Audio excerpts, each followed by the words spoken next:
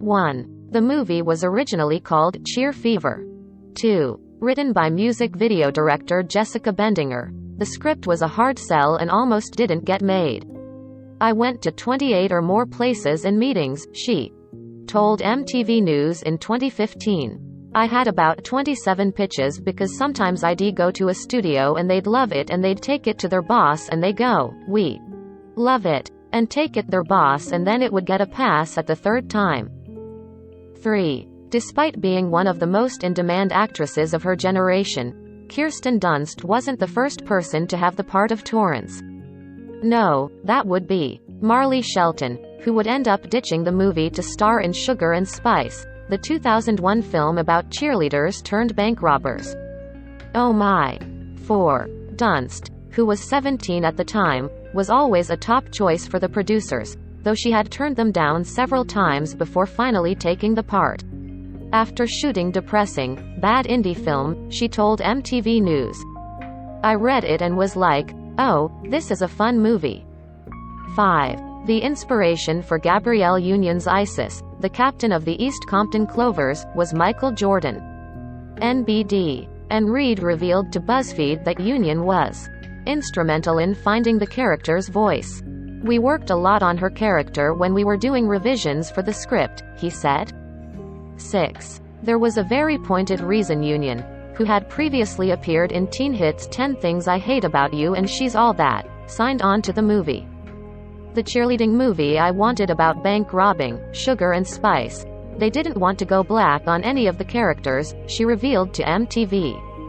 So it's interesting, the group that didn't want to commit to diversity didn't seem to do well and the movie that was about righting the wrongs did well, and that included diversity. 7. James Franco and Jason Schwartzman were just two of the actors who read for Cliff, Torrance's edgy rocker love interest.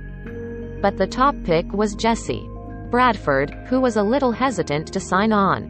"This is after we've auditioned 300 people for Cliff and nobody had been like Jesse," executive producer Max Wong told MTV. He was like, "Can I get a convertible?" And I was like, "Of course." Which was a total lie. 8. For Missy, Cliff's sister and Torrance's unexpected co-captain with a penchant for gymnastics and temporary tattoos, Buffy the Vampire Slayer's Eliza. Dusk, who was Reed's only choice. And she didn't disappoint when she showed up at the audition. "I believe I was a little hungover and I was dressed in all black," Dushku revealed to MTV. Reed said, "Can you do a split?" And I said, "I don't know, let me try," and I popped into a split right there and thought, "Hey, maybe. You know, that's cool." 9. The members of the R audition necessary. "We were at the height of our career," DeVoe told The Observer. "And we were represented by Johnny Wright and Lisa Lopez, she was our mentor and had creative control. We were hot and they reached out to us. Because it was their film debut, they turned to Union for guidance. It was their first time acting, period," Union explained to MTV. "So teaching them about marks and where the light is and where the cameras are, it was one of those movies where everyone wanted to get it right and everyone was committed to humbling themselves to do the work. If it took a village, it took a village." 10. The trailer for Bring It On features scenes with the Clovers not featured in the film itself. "We shot these snippets that you see after the movie. Wrapped because once test audiences saw the movie, they wanted more of the Clovers," Union said on TikTok in January 2022. "So we shot these, only for the trailer, not for the movie, to make people think we were in the movie more than we were."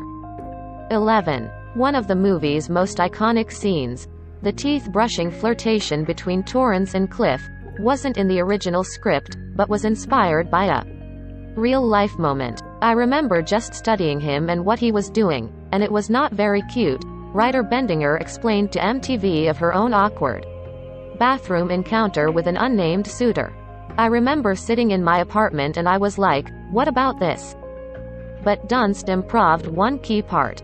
Kirsten came up with a great thing about shielding the side of her mouth from him when she's spitting, which I thought was just great, Reed spilled.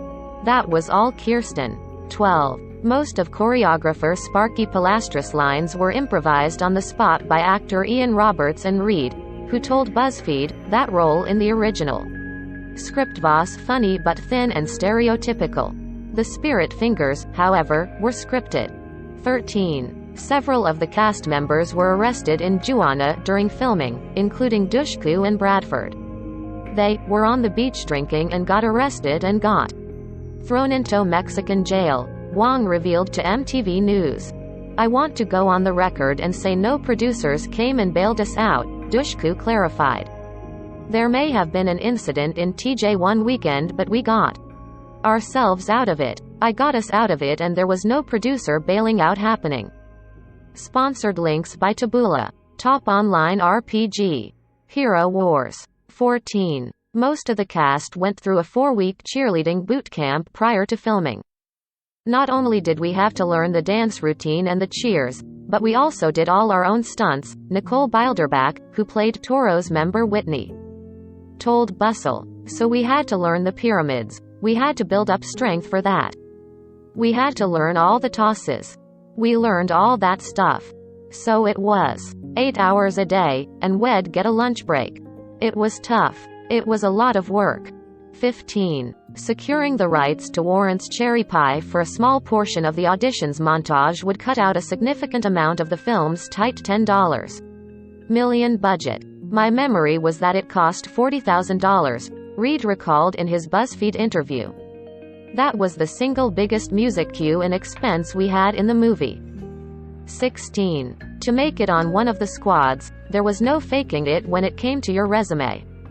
We made everybody come to the audition having prepared some kind of a cheer, probably the most humiliating thing you could do to an actor, Reed told DVD News.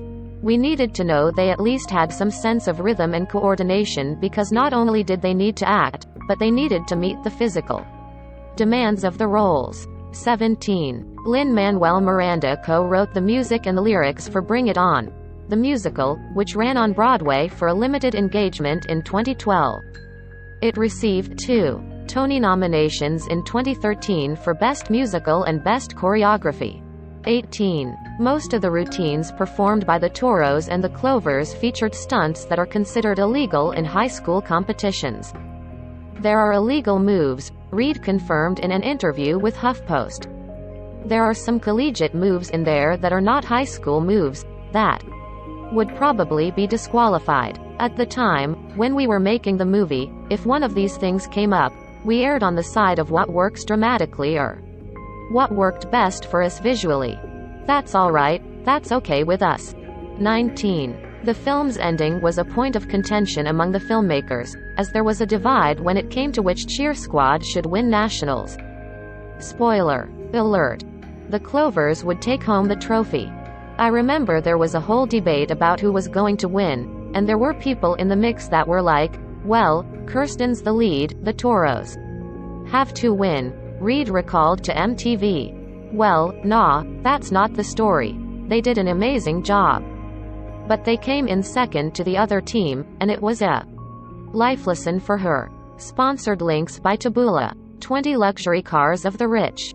LuxuryLevels.com. 20. After the movie surprisingly debuted at number 1, bringing in $22 million domestically when initial tracking reports indicated it would make just $6 million. Some of the stars responded in epic fashion. A good number of the girls and I went out on the town to celebrate and may or may not, you know, have jumped in the pool at Skybar and were like, we have a number 1 movie. Dushku revealed to MTV.